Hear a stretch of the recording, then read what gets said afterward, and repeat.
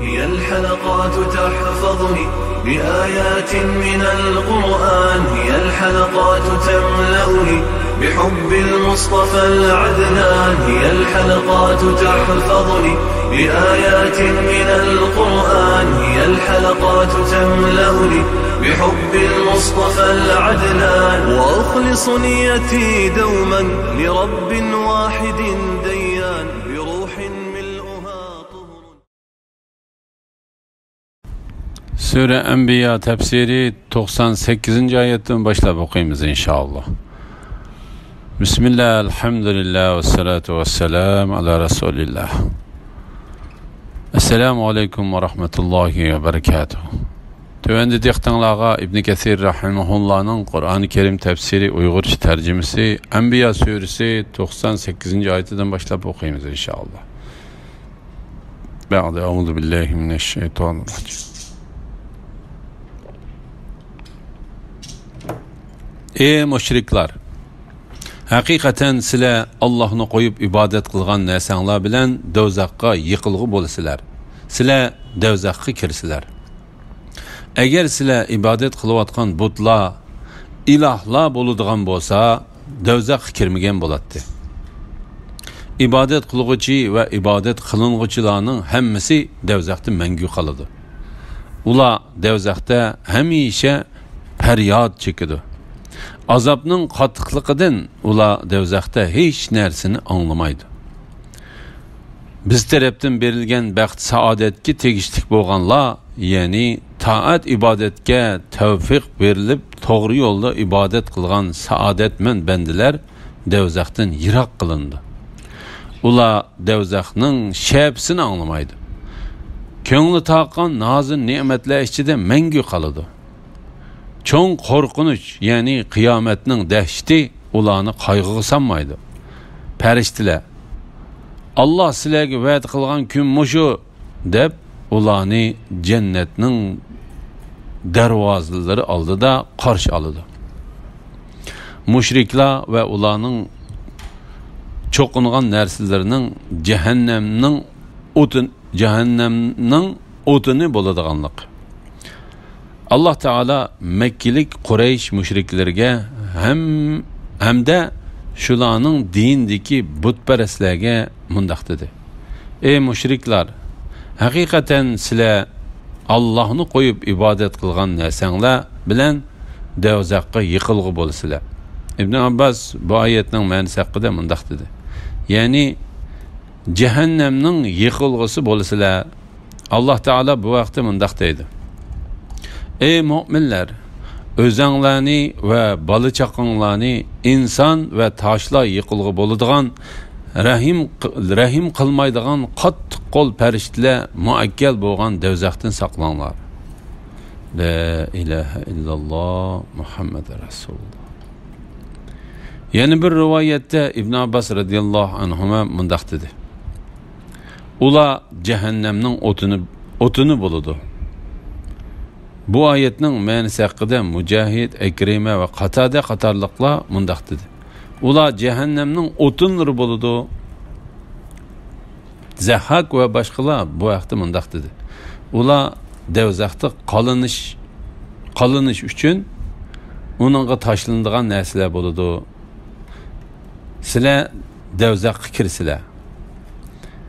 Agar sizlar ibodat qilayotgan butlar, eğer sizler ibadet kılıvakan butla ilahlar bo'ladigan bo'lsa, dozaqqa kirmagan bo'lardi. Yani sizler Allah Teala'nı koyup ibadet kılgan butla to'g'ri ve hakiki ilah bo'ladigan bo'lsa, hergiz dozaqqa kirmagan bo'lardi. İbadet kılgıcı ve ibadet kılınğıcılarning hammasi dozaqda mangu qoladi. Ular dozaqda hamisha faryod chekadi. Azobning qattiqligidan ular dozaqda hech narsani anglamaydi. Allah Teala dozaqqa kirganlarning noli faryod chekadiganligi haqida mundaq dedi. Badbaxtlarga kelsak, ular dozaqqa kirdi. Ular dozaqda eshak hangirgandek tovlab noli faryod chekadi. İman etish orqali baxt saodatga erishganlarning ahvoli. Allah Teala yuqorida dövzaq kirdigan kishilarni va ularning Alloh taologa shirik keltirganligi uchun ularga bo'ladigan azobni bayon qilgan edi. Uning oqisidanla Alloh taologa va uning payg'ambariga ishonib, baxt saodatga erishgan mu'minlarning bayonini keltirdi. Bular bo'lsa Alloh taolo tarafidan berilgan baxt saodatga tegishlik bo'lgan va dunyoda yaxshi ishlarni qilgan kishilardir. Alloh taolo dunyoda yaxshi ish qilganlarga oxiratda yaxshi mukofot beradiganligi haqida mundoq dedi. Yaxshi ish qilganlar jannatga va Allohning jamolini ko'rishga noil bo'ladi. Yaxshi ish qilguvchi faqat yaxshi mukofotga erishadi. Ya'ni ular dunyoda yaxshi amal ibodatlarni qilganidek, Alloh taolami oxiratda ularni eng esil o'rin bo'lgan jannat bilan mukofotlaydi. Ajrlarini to'liq berdi va dovzax azobidan saqlab qoladi. Subhanalloh. Dovzaxdan yiroq qilinadi. Ular dovzaxning shapsini anglamaydi. Ya'ni ular dovzaxning gurkirab ko'ygan o't yolqinining ovozini anglamaydi. Ko'ngli taqan nozu ne'matlar ichida mangu qoladi. Ya'ni Alloh taolo jannatga kirganlarni ular yoqtirmaydigan va qo'rqinchli ishlardan saqlaydi. Ularga xohlagan va yaxshi ko'rgan narsalari tayyor qilindi. Hajjaj ibn Muhammad A'var ibn Abbosning mundoq deganligini rivoyat qiladi. Alloh taolaning biz tarafdan berilgan baxt saodatga tegishlik bo'lganlar, ya'ni toat ibodatga tavfiq berilib, to'g'ri yo'lda ibodat qilgan saodatmand bandalar degan oyati uning: "Ey mushriklar, haqiqatan sizlar Allohni qo'yib ibodat qilgan narsanglar bilan dozaqqa yiqilg'i bo'lasizlar, sizlar dozaqqa kirsizlar" degan oyatida so'zlangan iloh sifatida ibodat qilinib dozaqqa yiqilg'i bo'ladigan narsalarning qatoriga Aysa alayhissalom, Uzayr alayhissalom va farishtalardek kishilar tarafidan ibodat qilingan ba'zi narsalarning kirmaydiganligini bayon qilib keldi. Bu haqda Ikrima, Hasan va Ibn Jurayjlamu Ibn Abbosga o'xshash bayon qildi. Muhammad ibn Ishoq mundoq deydi. Rivoyat qilinishicha, payg'ambar alayhissalom bir kuni masjidda Valid ibn Mughira bilan o'ltiradi. Nazir ibn Haris kirib kelib, ular bilan o'ltirdi. Masjidda yana boshqa Qurayshliklar bor edi. Payg'ambar alayhissalom so'zini boshladi. Nazir ibn Harisa uningga e'tiroz bildirdi. Payg'ambar alayhissalom qilgan so'ziga pokit keltirish orqali uni jim qilib qo'ydi va ularga bu oyatni o'qib berdi. Ey mushriklar, haqiqatan sizlar Allohni qo'yib ibodat qilgan narsanglar bilan dozaqqa yiqilg'i bo'lasizlar. Sizlar dozaqqa kirsizlar. Agar sizlar ibodat qilayotgan butlar ilohlar bo'ladigan bo'lsa, dozaqqa kirmagan bo'ladi. İbadet qilg'uchi va ibodat qilinuvchilarning hammasi dozaqda mangu qoladi. Ular dozaqda hamisha faryod chekadi. Azobning qattiqligidan ular dozaqda hech narsani anglamaydi. Ondan payg'ambar alayhisalom ularning so'rinidan qopib ketdi. So'ringa Abdullah ibn Zab'ari kelib o'ltirdi. Valid ibn Mughira Abdullah ibn Zab'ariga: Allohning nomi bilan qasam qilmanki, bayam Nazir ibn Haris Abdul Mutallibning o'g'liga, ya'ni payg'ambar alayhisalomga hech qanday javob berolmay qoldi. Muhammad biz ibodat qilayotgan butlarning dozaqning yiqilg'isi bo'ladiganligini aytdi dedi. Abdullah ibn Zab'ari: bilib qo'yinglarki, agar men Muhammadni uchratsam, uning bilan munozirlashaman. Sizlar Muhammaddan Allohni qo'yib ibodat qilingan narsalar ibodat qilguvchi bilan dozaqning yiqilg'isi bo'ladigan bo'lsa, biz farishtalarga, Yahudilar Uzayr alayhissalomga va xristianlar Maryamning o'g'li İsa alayhissalomga ibodat qiladi. Ularmi davzaxning yiqilg'isi bo'lamdikan deb so'rab beqinglar dedi. Valid va so'rindagi kishilar Abdullah ibn Zab'arining bu so'zidan hayron qilishdi va uni payg'ambar alayhissalom bilan munozirlashalaydigan deb qarashdi. Abdullah ibn Zab'arining bu so'zi payg'ambar alayhissalomga so'zlab berilib edi. Payg'ambar alayhissalom kimiki kishilarning Allohni qo'yib o'ziga ibodat qilishni xohlasa, u kishi o'ziga ibodat qilganlar bilan billa davzaxda bo'ladi. Chunki ular u kishiga ibodat qilganda shaytonga ibodat qiladi deb javob berdi. Alloh taolamu bu to'g'riliq tuvendagi oyatni nozil qildi. Biz tarafdan berilgan baxt saodatga tegishli bo'lganlar, ya'ni taat ibodatga tavfiq berilib to'g'ri yo'lda ibodat qilgan saodatmand bandalar davzaxdan yiroq qilindi. Ular davzaxning shaypisini anglamaydi. Ko'ngli taqqan nozu ne'matlar ichida mangu qoladi. Ya'ni davzaxdan yiroq qilingan bu kishilar İsa ve Uzayr aleyhisselamlardır. Gerçi azgınlık yolundaki kişiler terdin ilah tutulup Allah Teala'nı koyup ibadet kılıngan bozumu özleri Allah Teala'nın ibadeti boğan Yahudi ve Hristiyanlarının dini rehberleri ve alimlerden ibaret yaxşı kişilerdir.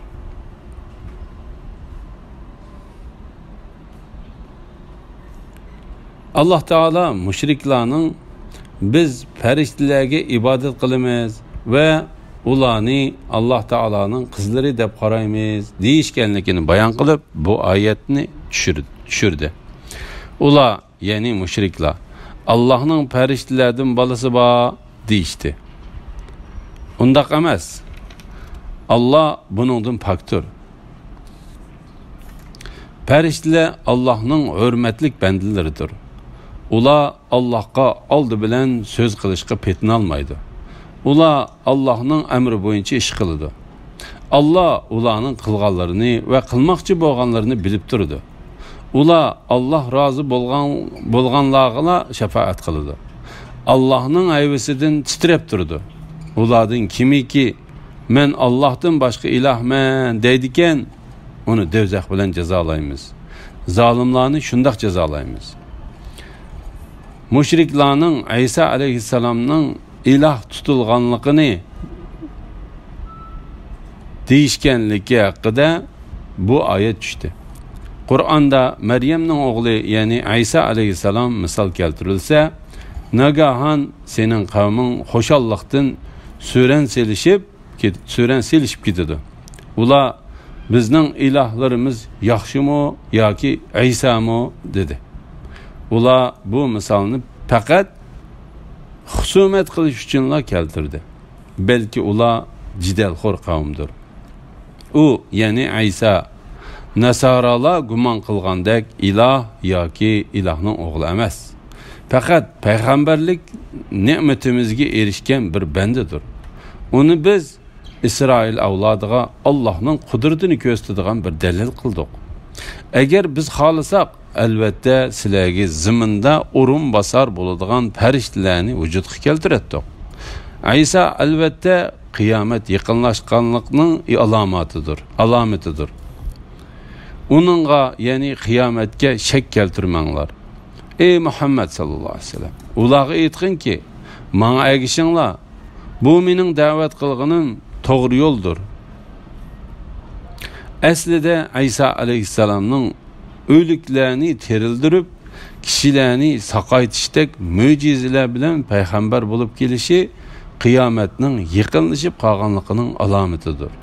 Shunga Alloh taolo mundaq dedi. U, ya'ni İsa albatta qiyomat yaqinlashganligining alomatidir. Onunğa, yani qiyomatga shak keltirmanglar. Ey Muhammad sallallahu aleyhi ve sellem, ularga aytqin ki, manga ergishinglar, bu mening da'vat qilganim to'g'ri yo'ldir. Abdullah ibn Zab'arining yuqorqi so'zi qattiq xatodir. Chunki bu ayet taşlardan yasalgan cansız ve akılsız butlarga ibadet kılgan Mekkelik müşriklarni eyipleş ve mat kılış için düşkendir. Şuna Allah Teala mındak dedi. Ey müşriklar, hakikaten sizler Allah'ını koyup ibadet kılgan nersanlar bilen devzakı yıkılgı bolasılar. Sizler devzakı kirisizler. İsa ve Uzeyre aleyhisselamlar ve bu ikkisidek yaxshi amal ibadetlerini qilgan, başqalarning o'zlariga ibadet qilishlariga rozi bo'lmagan kishilar qandoqmi bu oyatning mazmunining ichiga kirsin? Cho'ng qo'rqinch, ya'ni qiyomatning dahshati ularni qayg'uga solmaydi.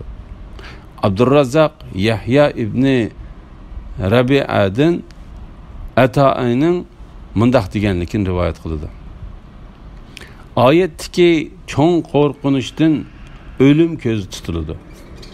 Avfi ve Ebu Sinan İbn Abbas'ın mundaq deganligini rivayet kıldı. Ayetdeki çoğun korkunuştan kıyamet qayım bolganda çelinadigan sur maqsad qilindi. İbn Jarir bu qarashni to'g'ri deb qaradı. Yaxshi amal ibadet qilganlar qabrlaridan terilib chiqqanda farishtalar ularni qarshi oladi. Alloh taolo bu vaqtda mundaq dedi. Farishtalar, Alloh sizlarga va'da qilgan kun mushu deb ularni jannatning darvozalari oldida qarshi oladi. O kunda osmonni putukchi narsa yozilgan qog'ozni yo'gigandek yo'gaymiz. Məxluqatlarni dastlabda qandoq yaratgan bo'lsak, shu holatda asliga qaytaramiz.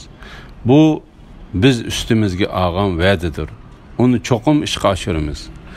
Qiyomat kuni osmonning yo'gildiganligi. Alloh taolo qiyomat kuni osmonni yo'gaydiganligidan xabar berib mundaq dedi. U kunda osmonni putukchi narsa yozilgan qog'ozni yo'gigandek yo'gaymiz. Alloh taolo bu vaqtda mundaq dedi. Ular Allah'ni haqiqiy ravishda tanımıdı. Qiyomat kuni zemin butunlay Allah'ның çangılida bo'ladi. Osmonlar Allah'ның o'ng qo'lida qatlanib turdi. Allah ular, ya'ni mushriklarning shirik keltirgan narsalardan pok va ustundir. Bu vaqtda İmam Buxoriy ibn Umardan Payg'ambar alayhissalomning mundaq deganligini rivoyat qiladi. Qiyomat kuni Alloh taolo hakikaten zeminlarni çangılığa alıdı. Osmonlar onun o'ng qo'lida bo'ladi. Məxluqatlarni dastlabda qandoq yaratgan bo'lsak, shu holatida asliga qaytaramiz. Bu biz ustimizga olgan va'dadir. Uni cho'qim ishga oshiramiz. Ya'ni bu Alloh taolo məxluqatlarni dastlabda qandoq yaratgan bo'lsa, shu holatida qayta yaratadigan bu kunda, yani kıyamet günü de şeksiz yüz beridi. Çünkü bu Allah Teala kılışqa va'da qilgan ishlarning qatoridandir. Allah Teala'nın va'disi o'zgaribmi qolmaydi. Vaqtidan kechikibmi qolmaydi. Allah Teala shundoq qilishga qodirdir. Shunga Allah Teala mundaq dedi. Uni cho'qim ishga oshiramiz. İmam Ahmed İbn Abbas'ning mundaq deganligini rivoyat qildi. Payg'ambar alayhissalom bizga va'z nasihat qilib mundaq dedi. Alloh taolo maxluqotlarni dastlabda qandoq yaratgan bo'lsak, bu shu holatida asliga qaytaramiz. Bu biz ustimizga olgan va'dadir. Uni cho'qim ishga oshiramiz degandek, sizlar haqiqatan Alloh taolo tarafidan yalang oyoq, kiyimsiz va xatni qilinmagan holatda yig'ilisizlar. Sizlar hakikaten Allah Teala terpiga yalan ayak, kiyimsiz ve xatni qilinmagan holatda yig'ilsizlar. La ilahe illalloh Muhammad Rasul. Biz Lavhul Mahfuzda azalda yozgandan keyin azalda yozgandan keyin Davudga nozil qilingan Zaburda ziminga, ya'ni jannat ziminiga haqiqatan mening yaxshi bandalarim varislik qiladi deb yozdik. Bu Qur'onda Allohga ibodat qilguvchi qavm uchun xabarlar, va'z, nasihatlardan albatta yetarlik bor.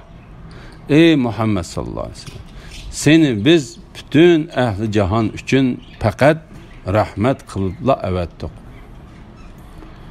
Ziminga yaxshi bandalarning varislik qildiganligi. Allah Taala bu oyatda yaxshi bandalarga dunyo oxiratning baxt saodatini beradiganligini va ularning dunyo oxirat ziminiga varislik qiladiganligini kutib etganligidan xabar berdi. Allah Taala Musa alayhissalomning qavmiga degan so'zini hikoya qilib mundaq dedi. Musa o'z qavmiga: Allohdan madad tilanglar, sabr qilinglar. Yer yüzü haqiqatan Allohning mulkidir. Allah onunğa bandalaridan o'zi xohlagan kishilarni varis qiladi. Yaxshi oqibat taqvodorlarga mansub dedi. Shak shubhisizki biz payg'ambarimizga, mu'minlarga hayoti dunyoda va farishta, payg'ambar va mu'minlardan bandalarning amallariga guvoh bo'ladigan guvohchilar hozir bo'ladigan kunda albatta yordam beramiz. Allah ishinglardagi iymon etgan va yaxshi amallarni qilgan kishilarga ulardan burun o'tganlarni ziminda hukmronlik qilgandek ularni cho'qim hukmron qilishni, ular uchun tanlagan dinini cho'qim mustahkam qilib berishni va ularning qo'rqinchisini omonlikqa aylantirib berishni va'da qildi. Allah Taala bu ishning o'zi tarafidan tushirilgan kitoblarda va Lavhil Mahfuzda yezilib ketganligidan va buning shundoq bo'ladiganligidan xabar berib mundaq dedi. Biz Lavhil Mahfuzda azalda yozgandan keyin Davudga nozil qilingan Zaburda ziminga, ya'ni jannat ziminiga haqiqatan mening yaxshi bandalarim varislik qiladi deb yozdik. Amash mundaq dedi. Men Said ibn Jubayrdan bu oyatning ma'nosini tushuntirib qo'yishni so'radim. Jubayr oyatning ma'nosini tushuntirib, oyatdagi Zaburdan Tavrat, Injil va Qur'on ko'z tutiladi dedi. Mujahid bu vaqtda mundaq dedi. Oyatdagi Zaburdan Alloh taolo tarafidan tushgan barliq kitoblar ko'z tutildi. Bu Qur'onda Allohga ibodat qilguvchi qavm uchun xabarlar va nasihatlardan albatta yetarlik bor. Ya'ni Allah Taoloning bandisi va payg'ambari bo'lgan Muhammad alayhissalomga tushirilgan bu Qur'onda Allah Taala o'zi yaxshi ko'rib va rozi bo'lib yo'lga qo'yib bergan shariatining ko'rsatmasi bo'yicha Allah Taologa ibodat qilgan shayton va o'z xohishlariga bo'ysunishdan Allah Taologa bo'ysunishni a'lo ko'rgan kishilar uchun xabarlar, va'z, nasihatlar va foydali narsalardan albatta yetarlik bor. Muhammad alayhissalomning butkul olamga rahmat qilinib avatilganlik. Ey Muhammad sallallohu alayhi vasallam, seni biz bütün ahli jahon uchun faqat rahmat qilibla avatdik. Ya'ni Allah Taala bu oyatda payg'ambarimiz Muhammad alayhissalomni bütün jahon ahliga rahmat qilib avatganligidan xabar berdi. Shunga kimki bu rahmatni qabul qilsa va bu ne'matga shukr qilsa, dunyo oxiratda baxt saodatga erishadi. Kimki bu rahmatni qabul qilmasa va bu ne'matga shukr qilmasa, dunyo oxiratda ziyon tortadi. Allah Taala bu vaqtda mundaq dedi. Allohning bergan ne'matiga kufrlik qilgan va o'z qavmini ozdirish bilan halokat mavqasiga tushirib qo'yganlarni ko'rmadingmi? Halokat mavqasi jahannamdirki, ular jahannamga kirdi. U nima degan yomon joy? Qur'onni sifatlab mundaq dedi.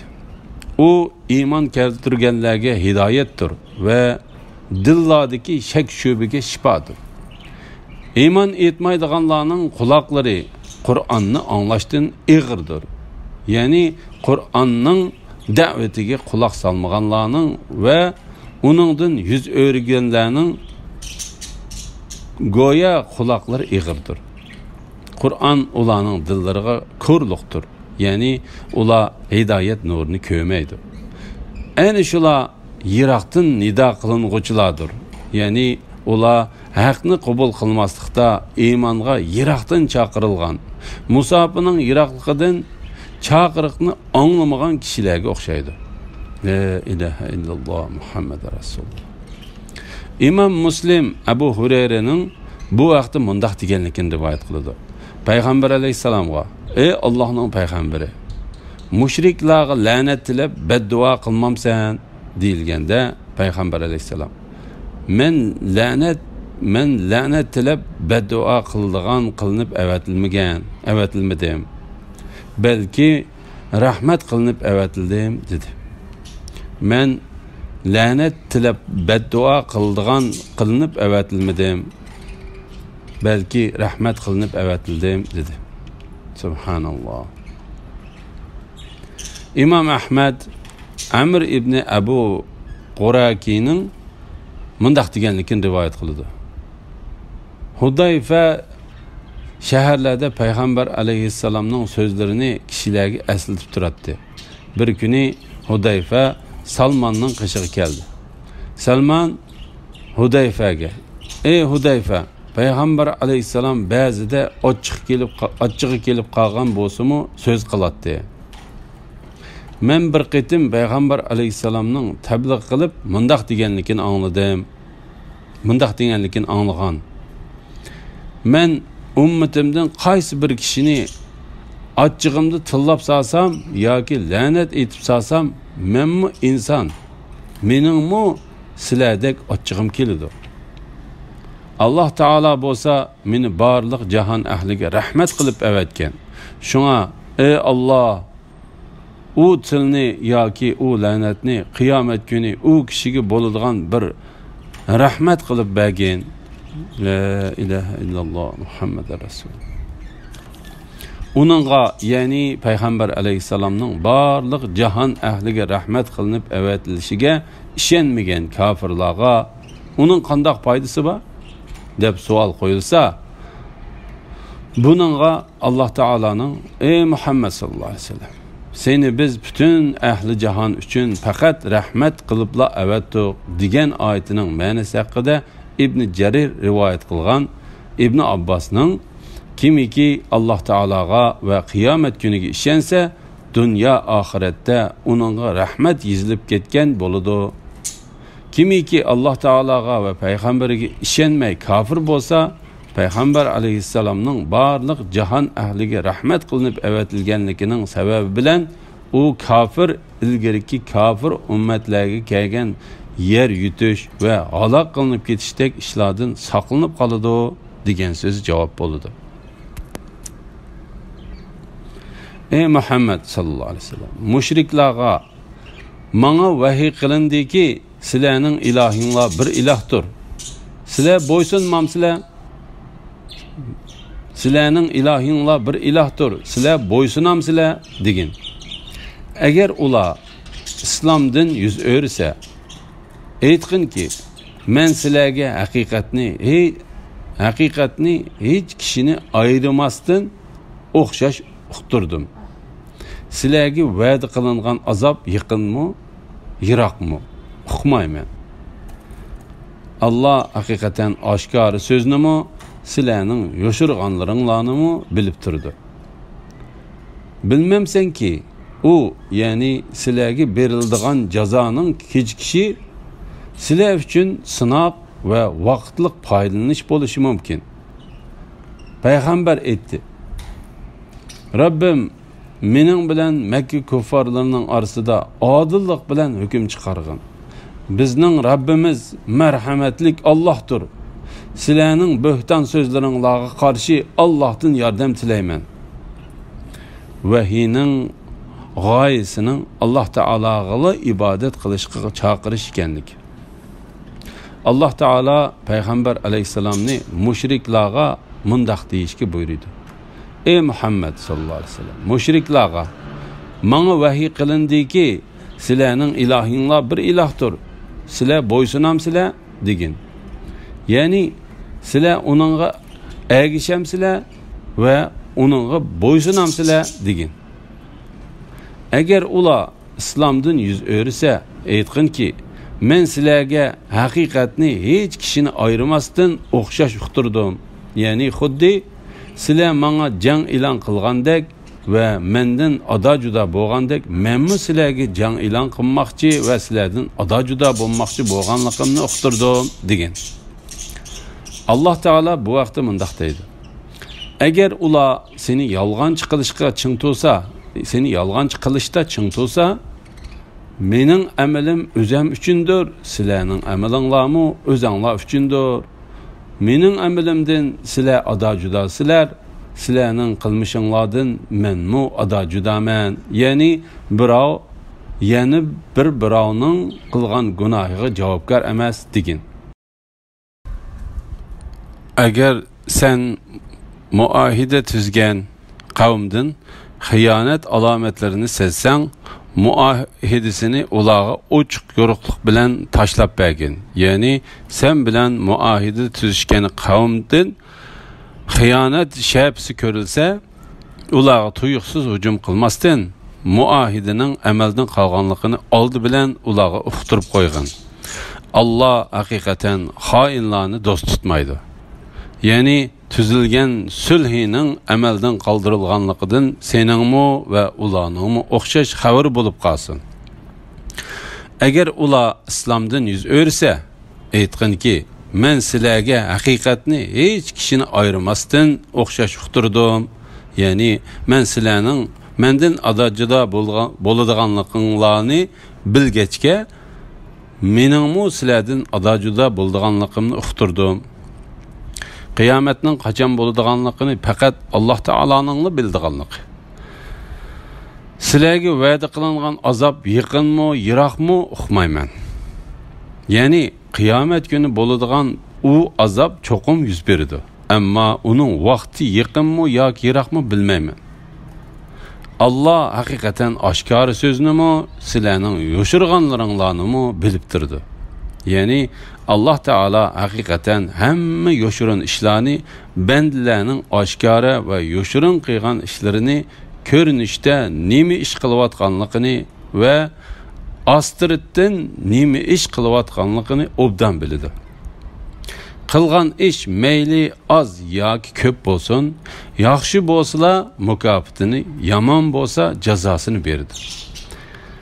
Bilmamsanki, u ya'ni sizlarga berilgan jazoning kechikishi sizlar uchun sinoq va vaqtliq foydalanish bo'lishi mumkin. Payg'ambar aytdi: Rabbim mening bilan Makka kuffarlarining orasida odillik bilan hukm chiqargan. Ya'ni mening bilan meni yolg'onchi deguchi qavmimning orasini odillik bilan ayirgan.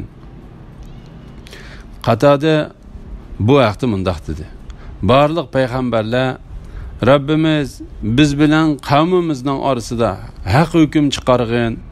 Sen hukm chiqaruvchilarning eng yaxshisidirsan dedi. Alloh taolo payg'ambar alayhisalomni shundaq deyishga buyurdi.